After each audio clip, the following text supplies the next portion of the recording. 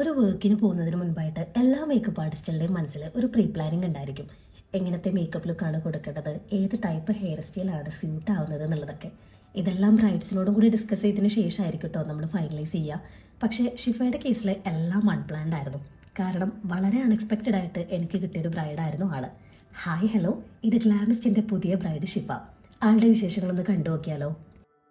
ടൈമിങ്ങിൽ വന്ന ചെറിയൊരു ഇഷ്യൂ കാരണം എൻ്റെ ഒരു ഫ്രണ്ട് എനിക്ക് ട്രാൻസ്ഫർ ചെയ്ത വർക്കായിരുന്നു ഷിഫയുടേത്. ആൾക്ക് നമ്മൾ കൊടുത്തിട്ടുണ്ടായിരുന്നത് അത്യാവശ്യം ഫുൾ കവറേജ് ആയിട്ടുള്ളൊരു മേക്കപ്പ് ലുക്കായിരുന്നു.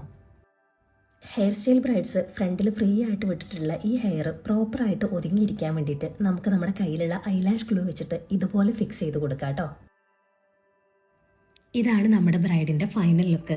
ആള് ഈ ഒരു ഔട്ട്ഫിറ്റിലോട്ട് സ്യൂട്ട് ആവുന്ന രീതിക്ക് കംപ്ലീറ്റ്ലി ഗോൾഡ് അവോയ്ഡ് ചെയ്തുകൊണ്ട് ഒരു സിൽവർ ആൻഡ് ഗ്രീൻ കളറിലുള്ള ഹെവി ജ്വല്ലറി സെറ്റാണ് സ്റ്റൈൽ ചെയ്തിട്ടുണ്ടായിരുന്നത്. അൺഎക്സ്പെക്റ്റഡ് ആയിട്ടുള്ള വർക്ക് ആണെന്നുണ്ടെങ്കിലും നമ്മുടെ ബ്രൈഡ്